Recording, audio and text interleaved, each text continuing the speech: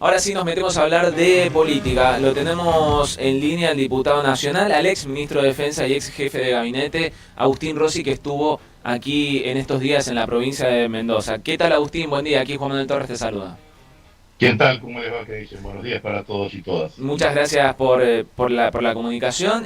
Bueno, una suerte de salidas al interior. Bueno, en realidad una recorrida dentro del país por parte del peronismo. En primer lugar, ¿cómo lo ve al PJ, diputado, a nivel nacional? El sábado le decía a los compañeros en Mendoza que el peronismo está desordenadamente organizado, Mm, digamos, desordenadamente organizado porque el desorden se genera a partir de que no hay todavía un liderazgo totalizador, un liderazgo que globalice a la totalidad del campo nacional y popular, y la organización está dada en base a que todos los dirigentes del peronismo, todos los sectores del peronismo sabemos que es imprescindible construir un escenario de unidad, no solamente en el peronismo, sino lo más amplio posible para construir una alternativa política barra electoral que gane las elecciones el año que viene. Así que le diría que estamos en una etapa de transición, por decirlo de alguna manera. Eh, yo entiendo que si hay elecciones, si se mantienen las pasos, cosa que vamos a defender a nivel nacional, mm. lo mejor que le podría pasar al peronismo es que defina sus candidaturas principales, la candidatura a presidente, mediante la utilización de ese sistema. Yo creo que entraríamos claramente en un escenario positivo, ¿no? El peronismo tiene que aspirar el peronismo, el campo nacional y popular, un frente amplio, tiene que aspirar a representar ese 65-60% de argentinos que hoy están muy enojados con el gobierno del presidente Milei. Ujú. ¿Y a quiénes ve como principales dirigentes que podrían participar en esa primaria el año que viene? El peronismo tiene una enorme cantidad de dirigentes, dirigentes nacionales, dirigentes provinciales, eh, dirigentes sindicales. Mm. No me parece que la discusión tenga que empezar por el no, por los nombres, pero Sí. sí, claramente también no tengo dudas en decir lo obvio. Si las elecciones fuesen el domingo que viene, el candidato mejor posicionado del peronismo hoy es Axel Kicillof. Ahora, las elecciones son dentro de un año y medio, o sea que falta todavía un proceso y Kicillof lo tiene ganado legítimamente, digamos, ¿no? Porque ha sido gobernador 2 veces en la provincia de Buenos Aires, pero vuelvo a decir, me parece que es un proceso que recién empieza y que falta un tramo largo todavía como para ver qué va a pasar con los nombres que nos representan. Recuerden ustedes que nadie pensaba que Alberto Fernández podía ser candidato a presidente y Cristina lo anunció en ese 2019, recién en mayo del 2019, lo que sería mayo del 2027 si Ujú. trasladamos escenario. Dentro de un año. Sí. Así que me parece que todavía falta un tiempo, y ese tiempo el peronismo lo tiene que utilizar adecuadamente, tiene que generar consensos hacia afuera del peronismo, con otros sectores, con otros espacios políticos, y también ir definiendo un programa, ¿no? Una idea de qué es lo que tenemos que hacer en el gobierno a partir del 10 de diciembre del 2027. Rosy, usted dice que el peronismo, bueno, está discutiendo puertas adentro. Hay algunas cuestiones que ocurren en las provincias y usted sabrá lo que ha pasado, al menos en los últimos días, aquí en Mendoza, donde parte del PJ, el que está conducido por Emir Félix, lo que ha hecho es lanzado, ¿no?, una apertura del peronismo, eso como un mensaje también a nivel nacional. De todas las operaciones matemáticas que enseña la matemática clásica, el peronismo lo que tiene que hacer es sumar. Digamos, el peronismo nunca puede imaginarse restando, digamos, ¿no? Fundamentalmente porque yo creo que lo que uno tiene que dimensionar qué es lo que tenemos enfrente. Y lo que tenemos enfrente para competir no es solamente un partido político, es un partido político que tiene el apoyo de los principales grupos económicos de la Argentina y que además tiene un apoyo internacional no desdeñable, ¿no? Todo el mundo reconoce hoy que la aparición de Scott Bessent y Trump en las elecciones previas a octubre del año pasado fueron decisivas para revertir las expectativas electorales. O sea que yo no quiero menos meterme en cuestiones internas de otra provincia. fui invitado a hablar a la provincia por Guillermo Carmona, que es un compañero que hace años que militamos en forma conjunta. Mi mirada siempre tiene que ser la búsqueda de acuerdos y la búsqueda de consensos. Ahora, yo lo digo y lo voy a poder repetir en todas las veces que tenga que repetirlo, digamos, ¿no? Para mí, la unidad es cierto que no te garantiza la victoria, la división te consagra la derrota. Entonces me parece que en ese camino es el camino que nosotros tenemos que transitar, que el peronismo tiene que transitar fundamentalmente.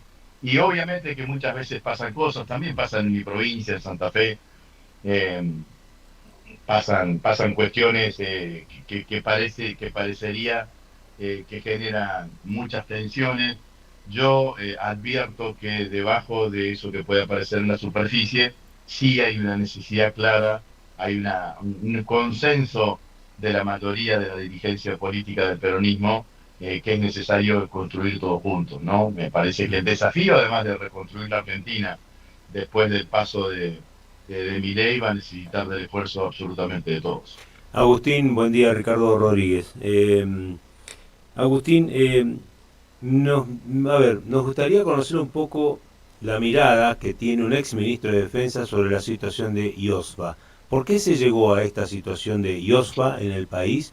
Una obra social que evidentemente bueno, ya se disolvió, o se está en proceso de disolución en realidad, pero que bueno, evidentemente ha dejado a miles de militares y también integrantes de la Fuerza de Seguridad sin asistencia, sin cobertura. Cuando nosotros nos fuimos del gobierno en el 2023, IOSFA tenía un superávit de 5.000 millones de pesos.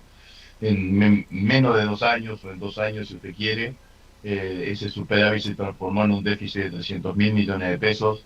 Pasaron 3 interventores, para que tenga una dimensión. Durante la gestión nuestra hubo un solo interventor durante los 4 años. Entonces yo lo que describo allí hay, a mi criterio, múltiples causas. Primero, una mala administración. Es harto evidente que administraron mal, que gestionaron mal. No tengo denuncias de cosas poco transparentes. Puedo llegar a presuponerlas. Como no las tengo, no las quiero decir. Pero sin ninguna duda que hubo una mala administración y una mala gestión de los 3 interventores que estuvieron en el IOFA durante estos 2 años, porque si no, no se explica cómo de un superávit pasas a un déficit. Segundo, sin duda que en las cuentas del IOFA, lo que debe haber repercutido son los bajos salarios del personal militar, porque ustedes saben que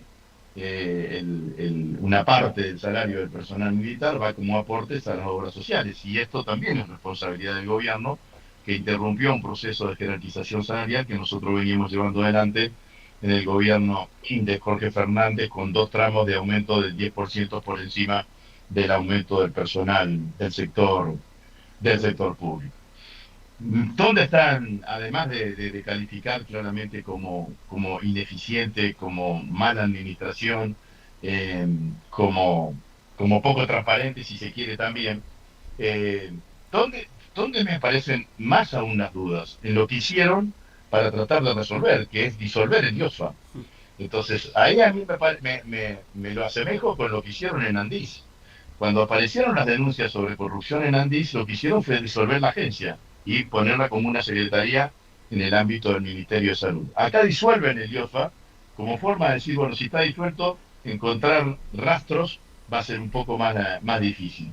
Y lo que hicieron, yo creo que para peor del OSFA, que quedó ahora, digamos, la disolución del OSFA, que dijeron, bueno, las Fuerzas Armadas van a tener su obra social, que es el OSFA, y las fuerzas de seguridad van a tener otra obra social que seguramente será una prepaga privada, si habla de Swiss Medical o de OSDE.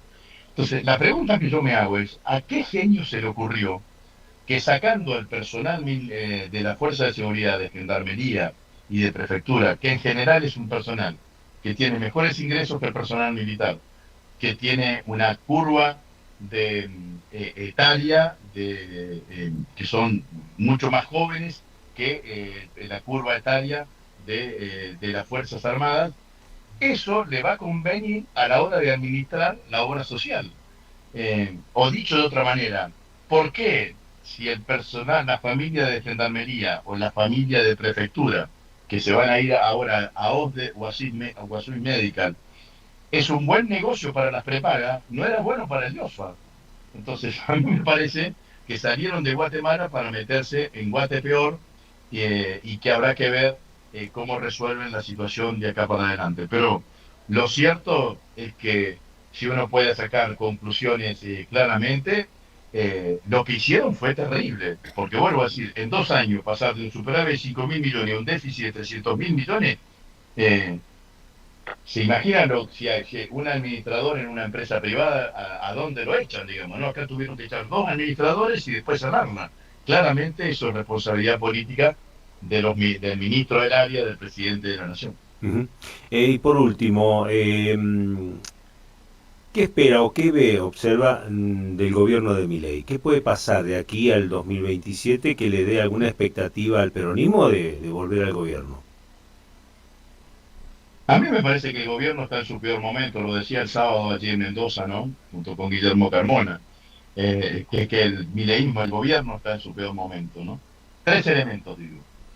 El caso Adorni no solamente es escandaloso desde el punto de vista del enriquecimiento patrimonial y los gastos del jefe de gabinete imposible de justificar, sino que se le cae el relato.